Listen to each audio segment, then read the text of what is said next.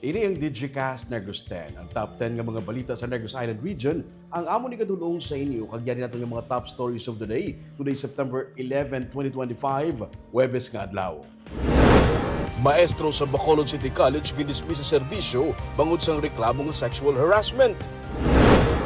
Ex-police dakop sa bypass operation sa Sagay City. Sunod-sunod na pagbugas ang abuliwat sa Volcanic kanlaon, gobernador nagapanawagan sa pagpangabuyo. Estrikto nga pagpatuman sang anti-smoking ordinance sa Bacolod ginaduso. Kag sa good vibes, si Palay City kag Ishiwata Bathhouse sa mga bukal nagbaton sa Tourism Awards. Inatanan sa Digicast Negros X.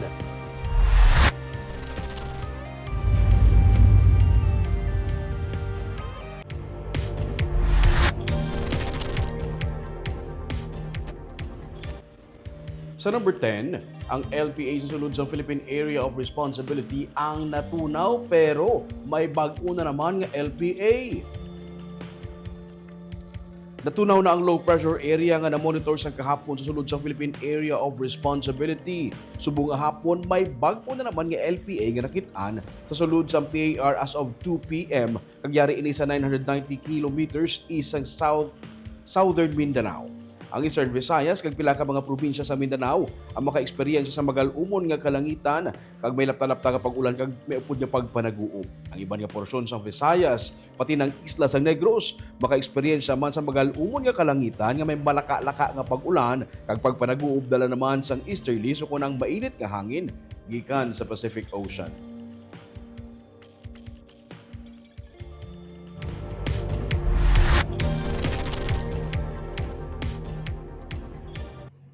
Sa number 9, magapadayon ang organic movement sa Negros Occidental. Inisunod sa kay Negros Occidental Governor Eugenio C. Lacson nga nagsilingman na siya ang naghatag sang instruction na sa Office of the Provincial Agriculturist nga maghatag sang dugang nga atensyon sa organic farmers sa karon.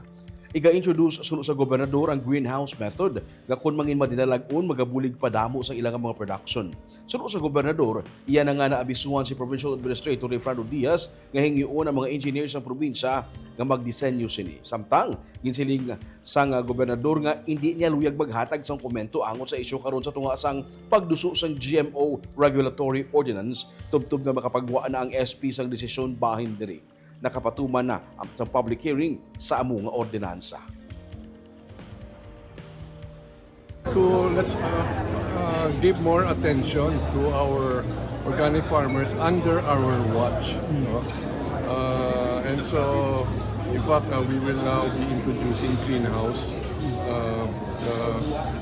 I've asked Attorney Diaz to ask our engineers if they can make a design for our greenhouse. By 2026, we will expect our organic farmers under our watch, under the care of the province. We will be introducing this greenhouse method because I think if it's successful production-wise, then they will be able to increase their production.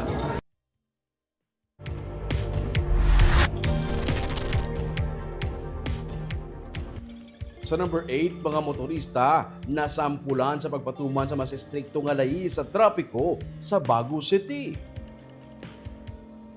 Motorsiklo, tricycle kung salakyan man, isa-isa nga ginparahan sa katapos sa Bago Component City Police Station upod ang Highway Patrol Group kag Traffic Management Unit sa tatlo na kaadlaw nga checkpoint operations sa dalanon sa Bago City. Martes tubtub subong nga Huwebes, hugot nga ginapatuman sa otoridad ang mga layi sa trapiko kaangay sang no plate, no ORCR, no driver's license, no travel policy. Gina-check sa kapulisan kag traffic personnel kung mayara sang dala nga official receipt o kung certificate of registration sang salakyan kag driver's license ang mga drivers. May pila naman ka mga gindakop mangod wala nagasuksok sang helmet. Sunod sa Bago PNP, hindi rason nga lapit lang ang kadtuan sa hindi pagsuksok sang helmet sang driver kag back rider. Istrikto man nga ginapatuman sa otoridad ang pagpanakop sa mga motorsiklo nga may magahod nga tambot so kung may open pipe nga mufflers. Pila ka mga violators nga wala nagasunod sa traffic laws ang nasampulan kag ginkumpiskar ang ilang mga driver's licenses. Ginklaro sa Bago PNP nga ang ilang mga traffic operations sa dalanon ang hindi silot kundi prevention sa mga traffic incident nga resulta sa pagpabaya o kung hindi pagsunod sa mga rules sa dalan. Dugang pasang bago PNP nga responsibilidad sa tanan ang road safety gani ila ginapangabay ang mga motorista kag pedestrians nga hindi magpasaway.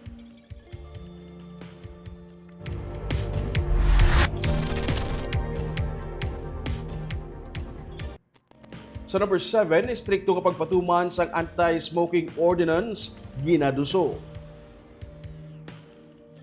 Liwat nga ginaduso ni Bacolod Council Attorney Cesar Distrito ang strikto nga pagpatuman sa ordinansa nga nagadumili sa pagpanigarilyo sa mga pampubliko nga mga lugar. Gin-author ni Distrito ang resolusyon nga ginaprubahan sa Konseho nga nagapangabay kay Mayor Greg Gasataya nga i-convene ang Bacolod Anti-Smoking Task Force. Nagaserbi nga co-author sa resolution sa ni Councilors Dindo Ramos, Celia Flor kag Israel Salanga nangin madata karon ang bayulasyon ukon pagpanigarilyo sang tawo sa mga pampubliko nga lugar. Nakip na ang bayulasyon sa pila ka mga establishmento nga dapat may ara sang designated smoking area. Sunod kay distrito, tuyo sang resolusyon nga masolusyonan ang paglapda sang illegal kag non-compliant nga mga produkto sang sigarilyo nga wala nagabayad sa husto nga buwis sa gobyerno. Sunod sa konsehal, luyag sini nga maproteksyonan ang pumuluyo labi na ang mga pamatan-on sa peligro sang pagpanigarilyo kag masiguro nga nagapabilin nga safe kag ang public spaces kag smoke free.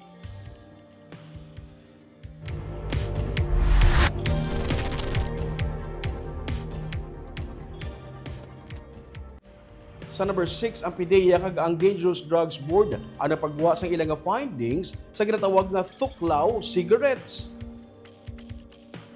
Sa gitpatigayon nga laboratory test sa Philippine Drug Enforcement Agency Laboratory Service, nagwa nga ang tuklaw cigarettes ang nagaunod sa synthetic cannabinoids nga delikado sa tawo nga makagamit sini. Nagapaandaman ang Dangerous Drugs Board o kung DDB kag PDEA sa publiko angot sa tuklaw cigarettes nga gikan sa Northern Vietnam. Sa Facebook page ng PDEA kag DDB, ginpahayag nga sa piyak nga mataas ang nicotine levels ng tuklaw cigarettes yara sa 9% kung ikumpara sa 3% sa regular cigarettes, hindi makatugas ang malala ang epekto kung masamo na. Pero kung masamo na sa synthetic cannabinoids, pareho sang marijuana, mas delikado ini sa tawo. Pila sa mga epekto sini amo ang psychotic episodes, hallucinations, seizure, like jerks, kag involuntary body twitches. Nagpatigayon sa initial testing kag na-detect ang presensya sa synthetic cannabinoids sa tuklaw samples. Sa karon, ginaproseso sang DDB ang pag-classify sa tuklaw cigarettes nga nagaunod sang synthetic cannabinoids bilang dangerous drugs sa idalom sa Republic Act number 9165 kag DDB Regulation number 1 Series of 2014 sa koordinasyon sa mga partner agencies.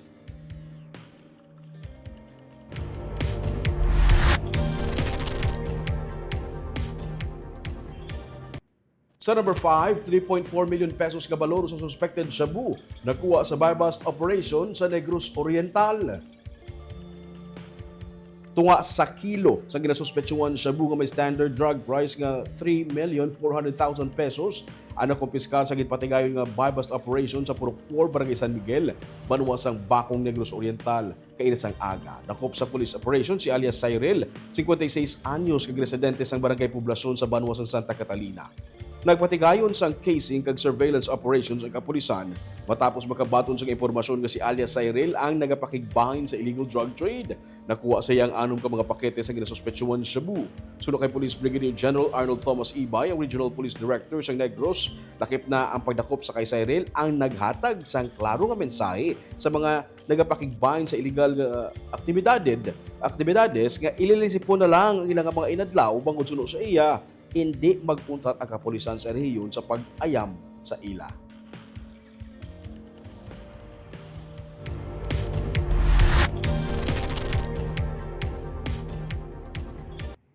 Sa number 4, isa ka anay pulis dakop sa buy-bust operation sa Sagay City.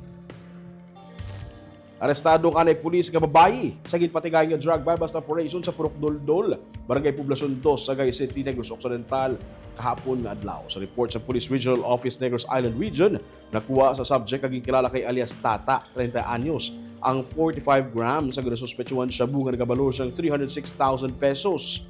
Magluwa sa illegal nga droga, na-recover man sang Sagay PNP ang isa ka caliber 45 pistol kag isa ka magazine kag 5 ka mga bala. Sunod sa regional office ng PNP, ang anay pulis nga na-dismiss sa serbisyo humalin pa sa October 2023 bangod sa kaso nga grave neglect of duty tungod nag-awol ini o kung nag-absent without leave. Sa residente sa barangay Old Sagay sa Sagay City ang nasambit nga anay pulis nga karon detained sa Sagay Police Station. Kaso nga Comprehensive Dangerous Drugs Act of 2002 kag Comprehensive Firearms and Ammunition Regulation Act ang ipasaka sa kapulisan batok sa iya. Ulihi nga na-assign ang anay pulis sa Regional Personnel Holding and Accounting Unit sa PRO 6 sa Iloilo City ante siya gikakas sa serbisyo.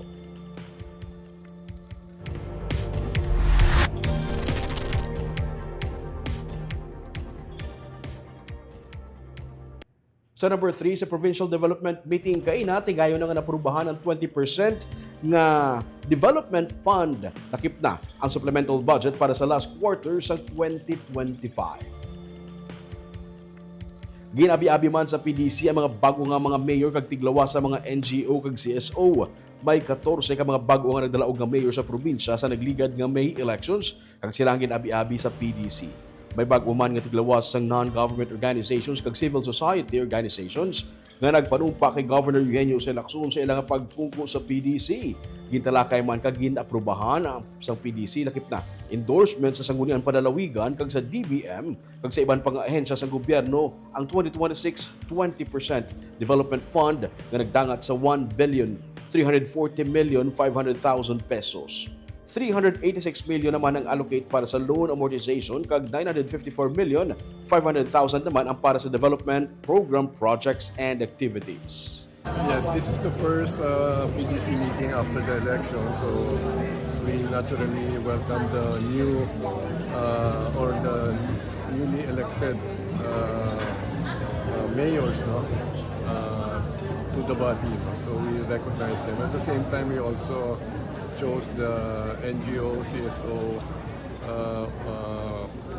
membership for the PDC.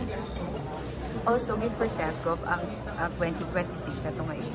May mga supplemental budget for 2025 annual that has to be included sa annual investment plan and also for 2026.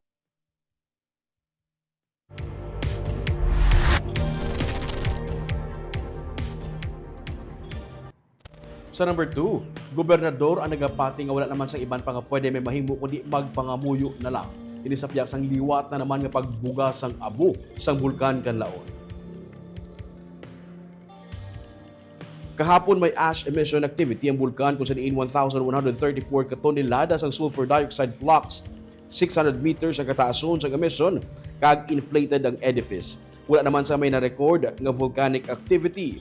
Bulan lamang sa Agosto makaligad ang 8 ka bulan sang lubos ka nakapauli ang mga na-displace nga mga pumuluyo bangod sa paglupok sa bulkan kanaon. Samtang parayon ng clearing sa Ibid Creek sa biyak na bato sa La Castellana. Tigayo na nga makailig sa karon ang tubig sa tamburong sa idalom sang Taytay. Pero sa mga ginabantayan nila pero isa sa mga ginabantayan nila suno sa incident commander sang incident management team sang La Castellana nga si Remuel Laho amo nga maanod man ang nabilin nga mga volcanic materials gikan sa ibabaw. Sa report sa Disaster Risk Reduction Management Office sang Negros Occidental, as of September 10, yara sa 976 cubic meters of volcanic materials nga na-clear gikan sa barado nga sapa. 28,000 cubic meters ang estimated volcanic materials nga kinahanglan iga-clear sa area. Mahingyo man nga kung tani magdugang o kung madugangan ng mga heavy equipment sa lugar para mapapadasig ang trabaho sunod sa kay Governor Lacson. May yarap man ang iban nga LGU nga nagahingyo sang bulig sang probinsya. Gina-estimate magalawig sang 1 ka tuig kag mahuman ang clearing operation.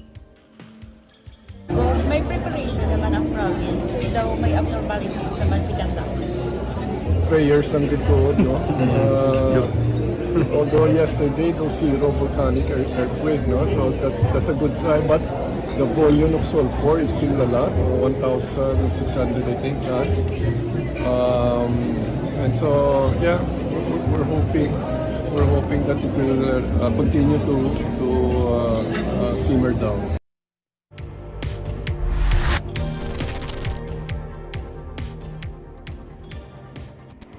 Kag sa numero 1 sa mga balita subong adlaw, isa ka maestro sa Bacolod City College ang gindismiss sa serbisyo matapos nga gipamatbatan nga guilty sa reklamo nga sexual harassment nga ginpasaka sang isa ka estudyante batok sa iya. Yaring report. Base sa affidavit sa tagreklamo, may pila ka mga personal nga bagay kag palamangkutanon parte sa sex life sang estudyante ang ginapadala sang maestro sa iya via messenger.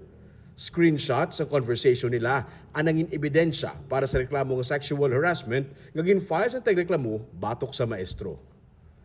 Sang July 22, 2025, nagpagawas ang desisyon si Bacolod City Mayor Greg Casataya bilang chairman sa Bacolod City College Board of Trustees nga guilty ang manunudlo sa grave offense sa pagpangayo sang sexual favor kabaylo sang passing grade kag favorable academic conditions sa idalom sang civil service rules on sexual harassment. Light offenses naman sa unwelcome inquiries o kung comments angot sa sex life sang estudyante, kag unwelcome sexual flirtation, advances, and propositions. May penalidad ini nga dismissal from service kag perpetual disqualification from public service o kung hindi na siya makatrabaho pa sa talatapan sa gobyerno. Sa iyang statement na gin-release subong adlaw, ginsiling sang alkalde nga ang city government sa Bacolod ang nagakondena sang tanan nga sahay sang sexual misconduct, ilabi na sa sulod sang institusyon para sa edukasyon kag formation sa mga pamatanon. Sa statement, nakasaad man nga gilayon nga ginpatuman ang dismissal batok sa maestro. Nag-file sa motion for reconsideration sa sinigid lamang ang maestro kag ini ang natalana pang resolbahon. Para sa kay Mayor Casataya, ang abuse of authority ang wala sang lugar sa public service. Gani, ginahaylo niya ang iban pagid nga mahimo nang biktima man sang sexual harassment nga magpadangat man sang reklamo kay proteksyonan kag suportahan sila sang syudad.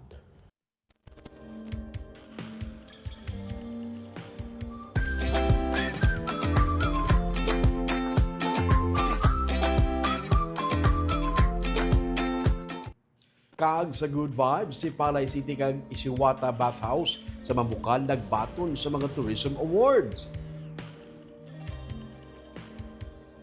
Nanging grand winners ang Tourism Excellence Award for Tourism Destination City category for 2025 to 2027 ang si Palay City sa pinakaunang Philippine Tourism Awards sa tuong September 8, 2025 sa Okada, Manila, Pasay City. Sa ni James Anthony Montilla, Garucho City Councilor kag Assistant Chairperson sa Sangguniang Panlungsod Tourism Committee, kag si Jeric Lacson ang Supervising Tourism Operations Officer ang nagbaton sa award. Samtang, ang Mambukal Resort, Isiwata Bathhouse ang gikilala isa sa mga pillar of Philippine Tourism. Inaugural Philippine Tourism Awards 2025 sa amuman sa gihapon nga event. Manog 100 years old na ini sa Mambukal. Sa ni Governor Eugenio C. Lacson kag Attorney Refrando Diaz naman ang nagbaton sang amo nga award.